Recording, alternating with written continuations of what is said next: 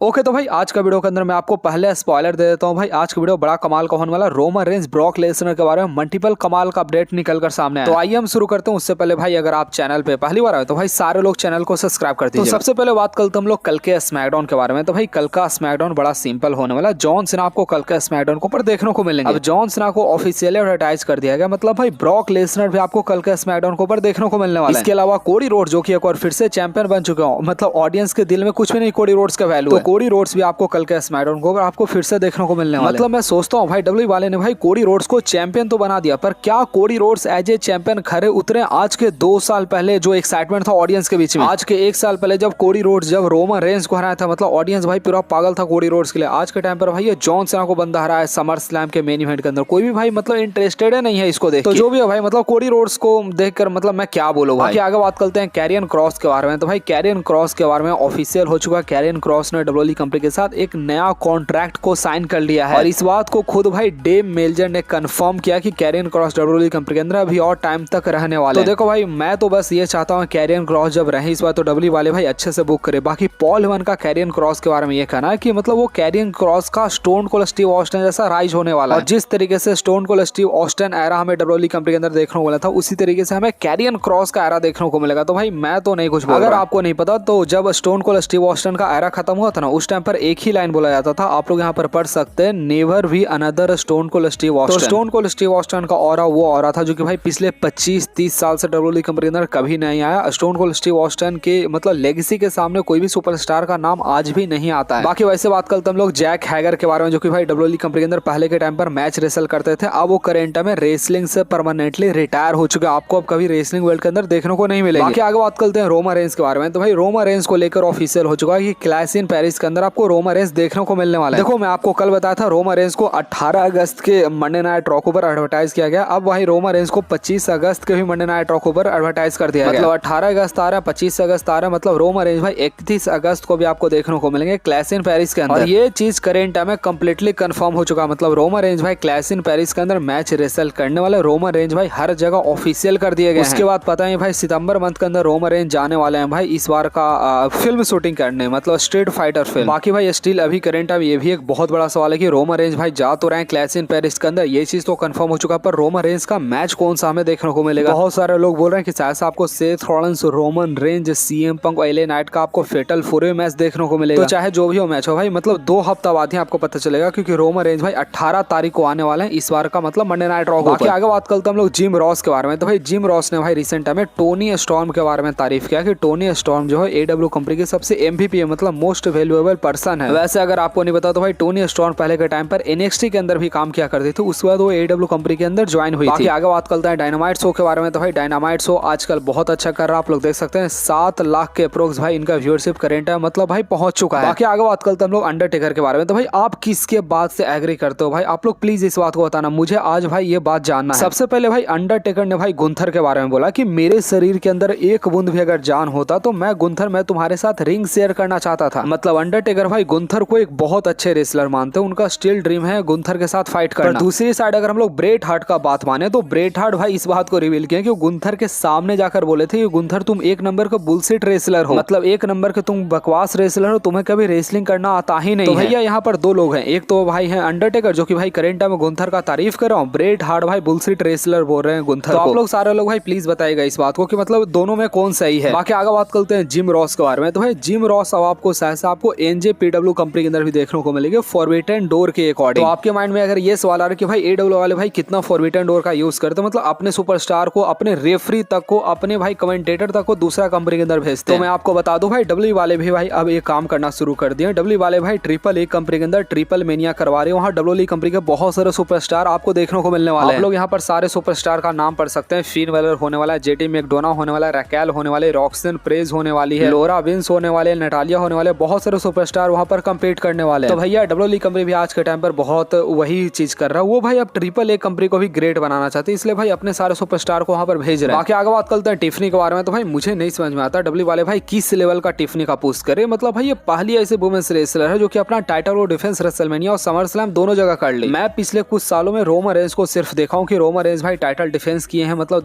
दो मेजर पेपीवी के अंदर। बाकी भाई ये ही कर तो मतलब क्या डब्ल्यू वाले मतलब सच में क्या टिफनी को बहुत बड़ी ग्लोबल सुपरस्टार बनाना चाहते हैं? मेरे को तो भाई यही लगता है next Charlotte Flair WWE company की टिफनी होने वाली है। बाकी भाई टिफनी के बारे में ये रिपोर्ट आया है कि टिफनी आपको एनएक्सटी को ऊपर भी आप देखने को मिलेंगे। डब्ल्यू वाले ने भाई मतलब प्रचार करने के लिए उनको एनएक्सटी को ऊपर भी भेजा है। बाकी आगे बात करते हम लोग कोडी रोड्स के बारे में। तो भाई कोडी रोड्स के बारे में आपको कई टाइम से इस बात को बता रहा था क्योंकि डब्ल्यू वाले मतलब भाई प्लानिंग करे कोडी रोड्स को एक बेबी फेस से एक हील सुपरस्टार बनाने का। पर भाई करेंट टाइम में ये रिपोर्ट आ रहा है कि डब्ल्यू वाले भाई एटलीस्ट फिलहाल के लिए कोडी रोड्स को भाई मतलब बेसिकली हील सुपरस्टार बनाने नहीं वाले। डब्ल्यू वाले का ये प्लान है कि जब कोडी रोड्स भाई जब जॉन सीना को हरा दिए तो मतलब कोडी रोड्स को और ज्यादा बड़ा बेबी फेस सुपरस्टार बनाया जाए। तो कोडी रोड्स इन फ्यूचर आपको एज ए हील के जगह आपको as a greatest baby face superstar आपको डब्ल्यूडब्ल्यूई कंपनी के अंदर अभी और देखने को मिलने वाले हैं। पता नहीं भाई इनका भी हाल रोमन रेंज जैसा होने वाला, फिर डब्ल्यूडब्ल्यूई वाले भाई इनको शायद से एज ए हील सुपरस्टार लेकर आएंगे। फिलहाल के लिए भाई कोई ऐसा प्लानिंग नहीं है। बाकी आगे बात करते हम लोग रिया रिप्ली के बारे में। तो भाई रिया रिप्ली के हस्बैंड जो है बड़ी मर्फी नाम है ना, हाँ, उनका बेसिकली भाई रिसेंट टाइम में एंकल सर्जरी हुआ है। तो आप लोग रिया रिप्ली का फोटो बड़ी मर्फी के साथ आप लोग यहाँ पर देख सकते हैं। बाकी आगे बात करते हैं भाई हम लोग रेसलमेनिया 43 के बारे में। तो भाई रेसलमेनिया 43 करंट में कंफर्म माना जा रहा है कि रेसलमेनिया 43 आपको सऊदी के अंदर आपको देखने को मिलने वाला है। भाई 2027 का आपको जो रेसलमेनिया देखने को मिलेगा। तो भाई 2027 का रेसलमेनिया आपको सऊदी अरेबिया के अंदर देखने को मिलेगा। एक बार फिर से ये चीज कंफर्म हो चुका है। साथ भाई 2026 मतलब जस्ट अगले साल का रॉयल रंबल जो होने वाला वो बेसिकली भाई सऊदी के अंदर होने वाला है। डब्ल्यूडब्ल्यूई वाले भाई सबसे पहले 2026 के अंदर रॉयल रंबल को भेजेगी मतलब सऊदी के अंदर, फिर भाई 2027 के अंदर रेसलमेनिया को भी सऊदी के अंदर वो भेज देगी। तो मैं क्या कहूँ भाई मतलब मुझे थोड़ा सा बुरा लगता है भाई, मतलब सारा चीज सऊदी के अंदर अब करेंट टाइम में हो रहा है। बाकी भाई अगर हम लोग सैमी ज़ेन के बारे में बात करें तो भाई करेंट टाइम में सैमी ज़ेन को लेकर स्ट्रॉन्ग बिलीव किया जा रहा है कि सैमी ज़ेन अगले साल का रॉयल रंबल को विन कर सकते हैं जो कि सऊदी के अंदर होने वाला है। तो देखो भाई मुझे नहीं पता पर शायद से भाई अगला साल मतलब 2026 के अंदर आपको शायद से सैमी ज़ेन आपको रॉयल रंबल विनर या फिर डब्ल्यूडब्ल्यूई चैंपियन भी आपको बनते हुए देखने को मिल सकते हैं। तो सैमी ज़ेन को आप लोग एज ए वर्ल्ड चैंपियन का देखना चाहते हो आप लोग प्लीज इस बात को कमेंट में बताइएगा। बाकी आगे बात करते हैं the beast incarnate Brock Lesnar के बारे में। तो भाई ब्रॉक लेसनर के कॉन्ट्रैक्ट को लेकर भाई ऑफिशियल रिपोर्ट आ चुका है। ब्रॉक लेसनर डब्ल्यूडब्ल्यूई कंपनी के साथ इस बार मल्टीपल ईयर का कॉन्ट्रैक्ट साइन किए हैं और ये चीज भाई खुद पॉल वन ने कंफर्म किया। मतलब भाई ब्रॉक लेसनर आपको कम से कम 2 से 3 साल आपको डब्ल्यूडब्ल्यूई कंपनी के अंदर स्टिल आपको देखने को मिलने वाला है। मतलब समझो भाई ब्रॉक लेसनर का रेसलिंग करियर 2002 से लेकर 2028 तक रहेगा। बाकी भाई अगेन बहुत सारे लोग करेंट टाइम ब्रॉक लेसनर को हेट कर रहे हैं, तो उस हेट को लेकर भाई पॉल वन ने भी अपना पॉइंट यहाँ पर रखा कि लोगों का काम है हेट करना। डब्ल्यूडब्ल्यूई कंपनी लीगल तरीके से ब्रॉक लेसनर को लेकर आई डब्ल्यूडब्ल्यूई कंपनी के अंदर वापस। बाकी भाई मैं आपको बता दूं भाई पॉल वन बेसिकली भाई शो के अंदर गए थे, तो पॉल वन बहुत सारा और भी चीज को रिवील करते हैं पॉडकास्ट के अंदर। मैं आपको वो चीज जो बताते कि स्टार्टिंग में ये पिच किया गया था कि रेसलमेनिया 41 के अंदर Roman Reigns versus Cody Rhodes का डब्ल्यूडब्ल्यूई वाले तीसरा बार मैच करवाने वाली है। फिर सारा प्लान को चेंज किया गया कि ये मैच को रेसलमेनिया के तीसरा बार लगातार मेन इवेंट के अंदर नहीं डालना चाहिए, इसलिए मतलब सारा प्लान को बाद में चेंज किया गया। बाकी भाई पॉल वन ने इस बात को बताया कि वो कोई ओल्ड फिल्म के स्क्रिप्ट के ऊपर काम कर रहे हैं। पता नहीं भाई मतलब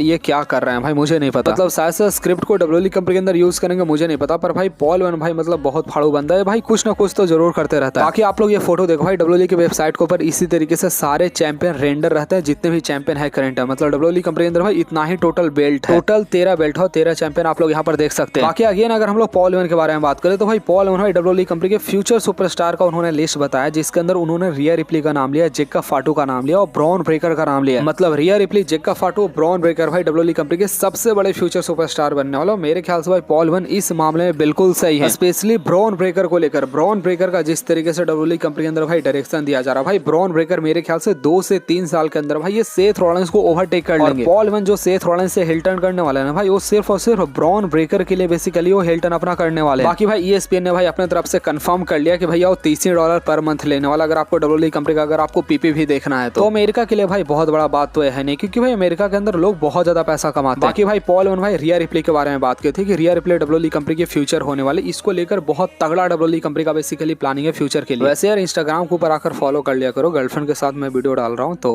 आ जाना इंस्टाग्राम के ऊपर, आप वीडियो लाइक, चैनल सब्सक्राइब गए सारे लोग।